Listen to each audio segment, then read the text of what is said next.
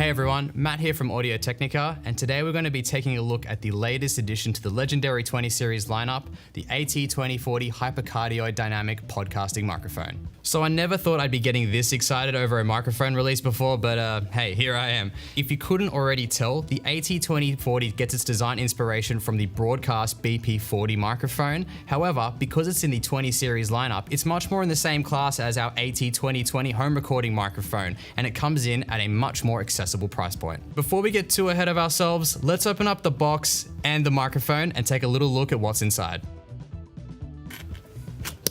All right, so here we just have all our documentation and our user manual. All right, here we have the AT2040 itself. And here's our protective pouch. And in here, we've got our threaded stand adapter. Now that we've opened up the box, let's take a look at what the AT2040 is, and then we're going to set it up and give it a proper test. So I mentioned that the AT2040 is a hypercardioid dynamic podcasting microphone, and that's in reference to the microphone's polar pattern and its type. But what does it actually mean for you?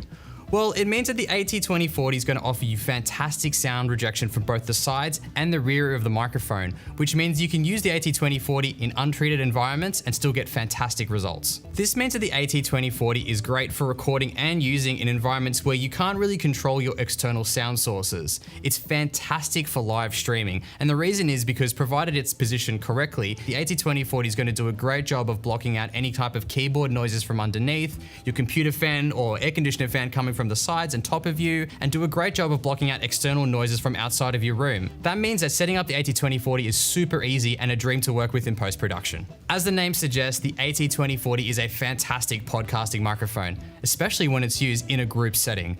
This means you can have multiple AT2040s used in relatively close proximity to each other, and you don't have to worry about your voice getting picked up by anyone else's microphone. Now that we know what the AT2040 is, let's open it up and have a little look inside. We can actually see the capsule itself, as well as get a pretty good idea of how that internal shock mount operates. Now that's used to minimize any noises from vibrations on your desk traveling up your boom arms and into the recording itself. But what's just as important as all that is the grill. So the great thing about this grill is that there is an internal pop filter that goes all the way around the inside. And this is done to protect the capsule. But there's also an additional layer of protective foam at the very end, and that's designed to stop any unnecessary popping noises from coming through during recordings. With setting up a dynamic microphone, the type of stand you use, as well as its positioning, really impacts the final product of your broadcast or recording. Today we're going to be using two different types of stands with the 2040, a generic broadcast boom and a desktop tripod stand. That way we can set it up in two different ways, and you can get a really good idea of how to get the best quality recording out of your 2040. Mounting the AT2040 is super easy, and the only thing you need to worry about is whether or not you need to use the included threaded stand adapter. The boom we're using has a smaller thread, so simply screw the adapter into the AT2040 and then directly onto the boom. And for this tripod, all we need to do is screw the mic directly onto the stand. So microphone positioning is always really important, especially when you're working with something as directional as the AT2040. The positioning of the microphone is always going to greatly impact the quality of your final recording and will also help to block out external noises. A good rule is to always start from about 10 centimeters away from your face. From there you can move the microphone closer or further away, as well as yourself, and really find that sweet spot. The important thing is with this phase of testing is to keep doing it. Keep trying, get louder and softer, move around the microphone, and find the spot that's going to work best for you. Something like a boom arm makes this really easy because you can move the microphone around itself and you have plenty of adjustments to get to your final position. So I'm happy with how I've got the AT2040 set up at the moment, and it's really similar to how I like to have it when I'm recording with it at home. So now let's hear how it sounds. So this is me talking directly into the AT2040. We've just got it directly into a mixer with nothing else going on, so you can hear exactly how it sounds in a pretty open room in a normal sort of recording environment. Now, as I start to move myself around the microphone, you can see how much it changes and how much of my noise it blocks out, especially some of those lower bassier frequencies.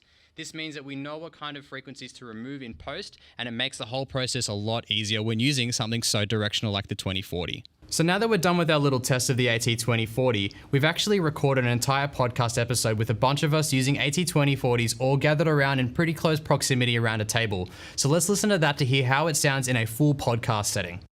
There's that Sintra sausage. Yeah. The gabagool. The gabagool. I was been waiting for one the whole day. But yeah, it's definitely that man from the news that was like, when he came over and he was like, but as an actual big wolf.